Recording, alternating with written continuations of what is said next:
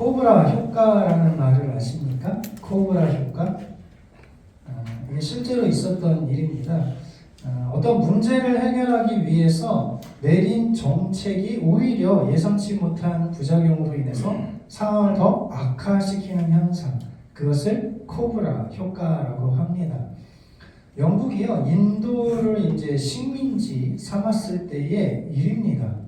이 콜카타 지역에 코브라가 굉장히 많이 돌아다녀서 사람들을 위협하고, 그래서 이 정부에서 코브라를 한 마리 잡아올 때마다 1루피의 현상금을 걸었습니다. 그러니까 사람들이 열심히 코브라를 이제 잡았겠죠. 근데 문제는 뭐냐면 이 인도 사람들이 그 콜카타 지역에서 코브라를 잡는 게 아니라 야생에서 코브라를 잡아가지고 심지어 집에서 사육하기 시작했다는 겁니다. 그래서 이제 어느 정도 정부에서 시간이 지나서 코브라가 보이지 않으니까 더 이상 이제 현상금을 걸지 않았습니다. 그러니까 이 사람들이 집에서 기를 필요가 없는 거죠. 그래서 밖에다가 다 풀어버렸습니다, 모두. 그래서 이전보다 오히려 더 코브라가 많아졌다라는 거죠. 생각했던 그 부분들, 그 의도를 알지 못하니까 오히려 역효과, 부작용을 낳았다라는 겁니다. 우리는요, 예수님의 말씀에 당연히 순종해야지, 당연히 주의 말씀을 따라 살아야지, 우리는 잘 알고 있습니다. 그럼에도 불구하고 우리가 100% 온전히 순종하지 못할 때가 있거든요. 많은 이유가 있겠지만 이유 중에 하나는 무엇입니까? 내가 생각했을 때 지금 예수님이 우리들에게 말씀대로 사는 것보다 내가 생각하고 내가 경험하고 내가 확신 가운데 주장하는 부분들이 더 옳다라고 생각하기 때문에 예수님의 말씀에도 순종할 수 없는 부분들이 우리에게 있다는 겁니다. 오늘 본문 말씀 가운데서도요, 예수님의 하신 행동, 생각과 그리고 제자들의 모습, 그리고 나병 고침을 받은 사람의 생각이 서로 다른 것을 우리는 볼 수 있습니다. 왜 우리는 하나님께서 말씀하시고 예수님께서 명령하셨는데 그것에 온전히 순종하지 못할까요? 과연 우리들은 정말 온전히 순종할 수 있습니까? 분명 아닐 것입니다. 인간은 너무나 연약해서 하루에 최소 3번 이상의 죄를 짓는다고 합니다.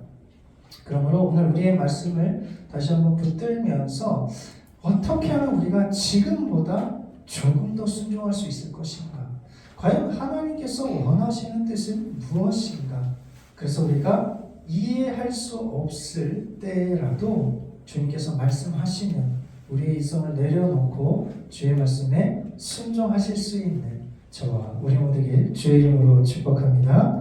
말씀드린 것처럼요, 오늘 본문 말씀에는 2가지 사건이 기록되어 있습니다. 바로 수많은 사람들이 찾고 있을 때 예수님께서 새벽에 일어나 기도하시고 다른 지역에 가서 복음을 전하신 것, 그리고 한 나병 환자를 고친 사건이 기록되어 있습니다. 먼저 예수님께서 어떤 일을 하셨습니까? 35절에 새벽 아직도 밝기 전에 예수님께서 일어나 나가 한적한 곳으로 가서 거기서 기도하시더니, 어쩌면 우리 한국에만 있는 독특한 문화, 새벽 기도가 아마 저기에서 시작됐을 수도 있습니다. 당연히 새벽 예수님께서 일어나시기 전에 그렇게 기도하셨다. 우리도 기도해야 된다. 그렇게 이제 한 7, 80년도 때 열심히 새벽 기도를 했었던 것 같습니다. 사실은 저거는 새벽에 기도해야 된다라는 부분에 중요성이 있는 게 아니죠.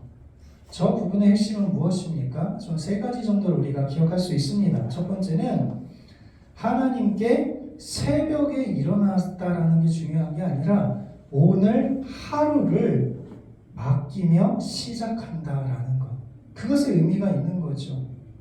나는 저녁 늦게까지 일을 해서 다음날 일어날 수가 없어요. 새벽 3시까지 일을 한 다음에 집에 들어왔는데 새벽에 일어나서 기도하라? 그건 이치에 맞지가 않죠. 내가 오늘 하루를 시작하는 시점에 하나님께 모든 걸 맡기며 기도해야 한다는 것을 예수님께서 보여주시는 겁니다. 두 번째는 무엇입니까? 한적한 곳에서 따로 기도하셨다라는 거죠. 당시에 바리새인들 서기관들의 특징은 무엇입니까? 하루에 정한 3번의 시간이 되면요, 사람이 가장 많은 곳을 의도적으로 찾아갑니다. 그리고 땡땡 기도의 시간의 종이 울리면 보란듯이 아주 아름다운 미사 여구를 사용해서 큰 소리로 모든 사람들이 주목할 정도로 기도를 합니다. 그러나 주님은 그게 아니라는 거죠. 한적한 곳에서 하나님 아버지와 1대1로 기도하는 모습, 그것을 우리 주님이 보여주셨다라는 겁니다. 세 번째, 하나님이신 예수님께서 기도하셨다라는 거죠. 굳이 기도하실 필요가 있을까요? 하나님이신데 아버지의 뜻을 모르니까 오늘은 어떻게 살아갈까요? 어디로 갈까요? 그것을 묻기 위한 기도였을까요? 아닌 거죠. 하나님이신 예수님께서 기도하셨다라는 것은요, 결국 아버지의 뜻에 맞는 아버지의 그 나라를 위한 오늘 하루의 삶이 되기 위해서, 성경에 예언된 아버지께서 원하시는 뜻대로 온전히 이루시기 위해서 그렇게 기도를 하는 겁니다. 결국 이것은 무엇입니까? 기도의 본이 되어서 나도 기도하니 너희도 기도하라. 제자들에게 가르쳐 주시기 위해, 본이 되어 주시기 위해 일부러 기도를 하시는 것입니다. 그러한 때 제자들이 찾아왔죠. 어떻게 이야기하고 있습니까? 시몬과 그와 함께 있는 자들이 예수의 뒤를 따라 만나서 이르되 모든 사람이 주를 찾나이다. 아, 주님, 지금 무슨 말이에요? 모든 사람이 주를 찾습니다. 다른 말로 하면 지금 이루고 있을 시간이 없습니다. 지금 많은 사람들이 지금 주님을 찾고 있습니다. 지난 시간에 무려 만 하루 만에 수많은 사람들이 예수님께 나와왔죠. 안식일이 지나기 무섭게 저녁에 해가 질 무렵에 수많은 귀신들이자 온갖 병자들이 주님께 나왔습니다. 그리고 나서 이제 밤이 깊어졌을 때 모든 사람들이 돌아갔겠죠. 그리고 이제 새벽 동틀 무렵이 되니까 수많은 사람들이 주님께 나와오는 거죠. 그러니까 제자들은 너무나 신이 난 겁니다. 근데 예수님께서 지금 어떤 행동을 하십니까? 38절 9절에 우리가 다른 가까운 마을들로 가자. 거기서도 전도하리니 내가 이를 위하여 왔노라. 그리고 온 갈릴리에 다니시며 여러 회당에서 전도하시고 귀신들을 내쫓으시더라. 예수님 뭐라고 얘기하시냐면, 야, 우리가 다른 마을로 가자. 내가 거기서도 전도해야 될 것 같아. 여러분, 전도라는 말을 하고 있네요. 예수님이 어떠한 말로 전도를 하셨습니까? 앞에서 이야기하신 것처럼 때가 찼고 하나님의 나라가 가까이 왔으니 회개하고 복음을 믿으라. 예수님은 이 말씀을 증거하시는 거죠. 너희가 회개하고 복음을 믿어야 돼. 왜? 하나님 나라 가까이 왔거든. 때가 찼거든. 이것을 믿지 않으면 너희는 구원받을 수 없어. 그것을 지금 증거하고 계신 거죠. 그런데 이 모습은요, 사실 제자들이 이해할 수 없는 행동이에요. 왜요? 아니, 왜 예수님이 그렇게 돌아다니면서 복음을 전하는 거죠? 원칙적으로는 예수님이 그냥 한 곳에 머물러 있는 게 가장 좋습니다. 왜요? 급한 사람이 우물을 파는 거 아닙니까? 수많은 사람들이 우리가 여기에 머물러 있으면 예수님의 소문을 듣고 사방에서 지금 예수님께 나올 겁니다. 게다가 내가 한 곳에 머물러 있으면 가장 좋은 점이 뭐예요? 수많은 사람들이 몰려오기 때문에 그들을 좀 이렇게 정리할 필요가 있겠죠. 줄 세워서 예수님 앞에 나아가는 사람들이 있어야 하는 것이고 관리가 필요한 겁니다. 그리고 그렇게 관리를 하다 보면은 제자들에게 잘 보이려는 사람들이 있을 것이고 예수님의 가르침, 귀신이 나간 사람, 질병이 고침받은 사람들이 감사해서 뭔가를 가지고 오겠죠. 예수님께 나올 겁니다. 그럼 제자들은 또 당신은 어떻게 왔습니까? 아, 어디가 아파서 왔습니다. 그럼 그것을 들어주는 거죠. 그래서 예수님, 이 사람은 여기가 아파서 왔습니다. 귀신이 들렸답니다. 그런 이야기들을 해주는 거죠. 그러면서 자연스럽게 예수님이 높아지는 것만큼 제자들도 높아질 수 있습니다. 근데 지금 예수님이 뭐라고 말씀하세요? 다른 마을로 가재요.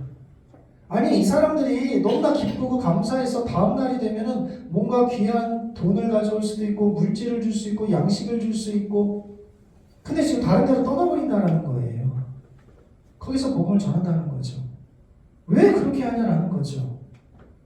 그런데 예수님께서 지금 또 하신 일이 무엇이에요? 39절 말씀에 가장 먼저 하신 일은 회당에서 전도하신 일이라는 거예요. 귀신을 내쫓으시고 병자를 고치신 일을 먼저 하신 게 아니라 예수님이 다른 마을에 가서 가장 먼저 하신 일은 회당에서 전도하시면서 가르쳤다라는 겁니다. 하나님의 나라가 가까이 왔다. 때가 찼다. 그리고 그 증거로 뭘 하신 거예요? 귀신들을 쫓아내신 거죠. 하나님의 나라가 이제 이곳에 임했기 때문에 귀신들은 더 이상 이곳에 있을 수가 없다. 귀신들이 쫓겨 나가는 거죠. 그런데 우리가 한번 진지하게 생각을 해볼까요? 제자들은요, 이제 갓 예수님의 기적을 경험하고 체험한 지 하루밖에 지나지 않았습니다. 수많은 무리들은요, 예수님과 무슨 상관이 있습니까? 나의 질병을 고쳐주실 수 있는 분, 나의 귀신을 쫓아낼 수 있는 분, 나의 갈급한 심령을 채워줄 수 있는 분, 그러나 유일한 구원자 그리스도라고 고백하는 그런 관계로는 주님을 따르지 않는 겁니다. 그렇다면은 오늘 우리는요, 제자들보다, 그리고 저 주님께 나온 수많은 무리들보다 우리는 이미 주님이 어떠한 사역을 하시는지 이미 알고 있는 거죠. 저 사람들은 무지하고 잘 모르기 때문에 못했다라고 할 수 있는 겁니다. 하지만 우리는 어떻습니까? 우리는 다 알고 있어요. 예수 그리스도를 통해서 구원하시기 위해 이 땅에 오셨고 귀신들을 쫓아내셨고 하나님의 나라가 임했고, 그럼 이제 우리는 당연히 주님과 어떤 관계, 상관을 가지고 살아야 되는 겁니까? 나의 구원자시며 내가 주님의 나라를 위해서 살아야 됩니다. 그것은 우리 이미 알고 있는 거죠. 경험되어진 겁니다. 그것을 믿고 있는 사람들입니다. 그런데 안타까운 사실이 뭐냐면 여전히 우리들이 주님께 구하며 찾는 이유가 제자들과 같지 않냐는 겁니다. 무리들과 같지 않냐는 겁니다. 저들은 무지하고 잘 모르기 때문에 그럴 수 있지만 우리는 이미 알고 있음에도 불구하고 여전히 우리가 주님을 찾는 이유는 주님의 이름이 높아지면서 나도 높아지고 나의 질병도 회복되고 뭔가 그런 걸 우리도 동일하게 원하고 있지 않냐는 거죠. 우리에게 저 말씀에 나오는 제자들과 무리들과 같이 우리들도 무지해가지고 나의 삶의 모습, 문제가 해결되는 것에만 우리가 관심을 갖고 있지 않냐는 거죠. 우리가 알고 있다면 그럼 우리는 지금 현재 본문에 나오는 제자들보다 무리들보다는 그래도 좀 더 달라야 되지 않을까요? 조금 더 주님의 나라를 위해서 힘써야 되지 않을까요? 주님과 함께 동행함으로 우리가 다른 지역에 가서도 복음을 전하고 전도해야 되는 것, 그게 우리의 사명 아닐까요? 그런데 여전히 우리들이 주님을 더 잘 안다고 그렇게 우리는 자부하면서도 우리의 삶의 모습, 하나님께 간구하고 기도하는 것들은요, 여전히 제자들, 변하지 않은 제자의 모습들, 여전히 무리들과 동일한 것을 구하고 있다는 겁니다. 그게 바로 오늘 우리들의 모습 아닐까요? 뭐 예수님처럼 100% 온전히 순종할 수 있다. 사실 그건 불가능해요. 우린 죄된 본성이 있기 때문에.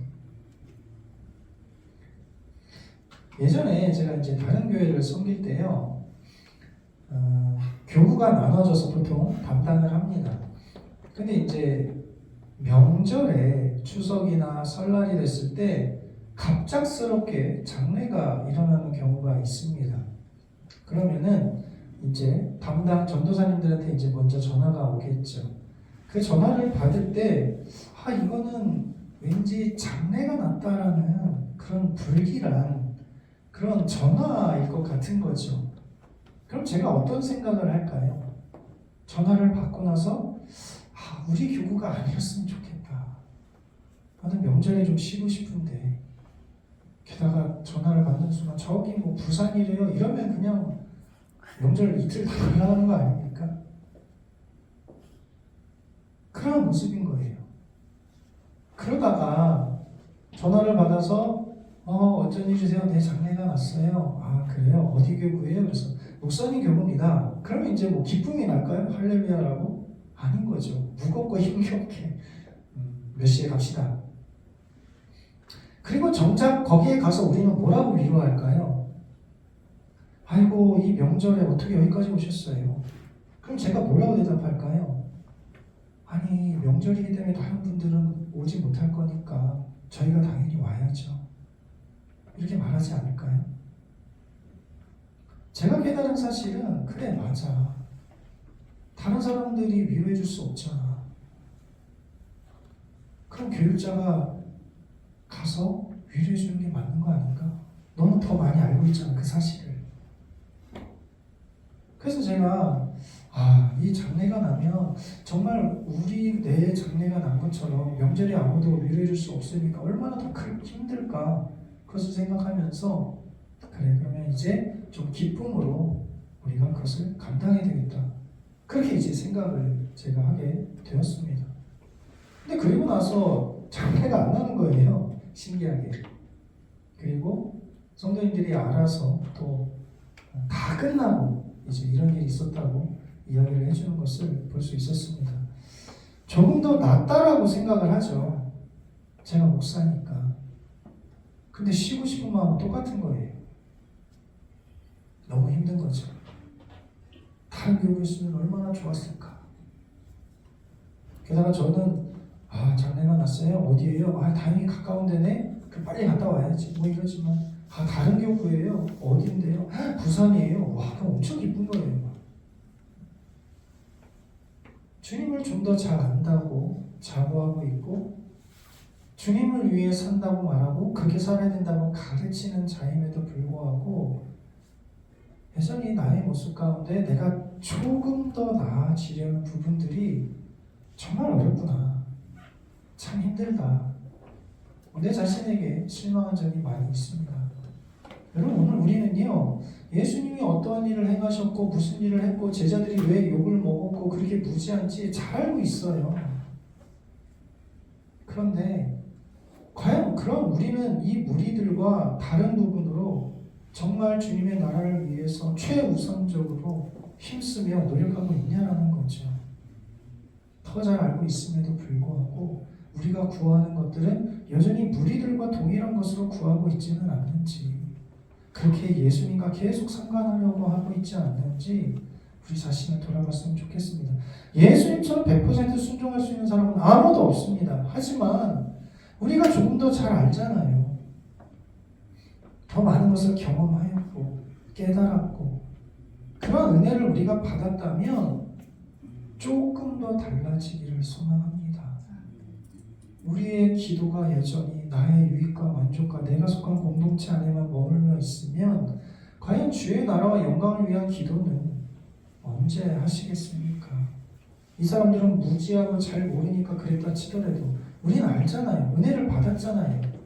근데 여전히 나아가지 못하고 있다면 이제 우리가 조금 더 달라져야 되지 않을까요? 조금 더 그래도 내가 하나님의 사랑을 빚진 자로서 예수님만큼은 못하더라도 조금은 더 사랑할 수 있지 않을까요? 오늘 우리가 하나님의 은혜와 사랑을 빚진 자로서 단순히 하나님을 아는 지식에 머무는 것이 아니라 우리의 삶으로 주님을 사랑하는 것이 드러나기를 소망합니다. 우리의 제목, 우리의 기도, 우리의 간구가 정말 하나님께서 원하시는 부분대로 귀하게 사용될 수 있도록 여러분 그 나라를 기억하시고 그 나라를 위해서 힘써 살아가시는 저 여러분에게 주의 이름으로 축복합니다. 그 다음에 예수님께서 이제 한 나병 환자를 고치시죠. 그런데 이 나병 환자를 고치는 것도요 예수님의 행동과 나병 환자의 행동이 다르다라는 겁니다. 예수님의 가르침에 대한 부분, 그러면 왜 예수님께서 이 전도하고 복음을 전하는 일에 대해서, 이 사건에 대해서 제자들이 원하는 바가 무엇인가 하는 부분인 거죠. 결론적으로 하나님 나라를 위해 예수님은 오셨다. 그리고 친히 찾아가서 복음을 전파해야 된다는 거예요. 왜요?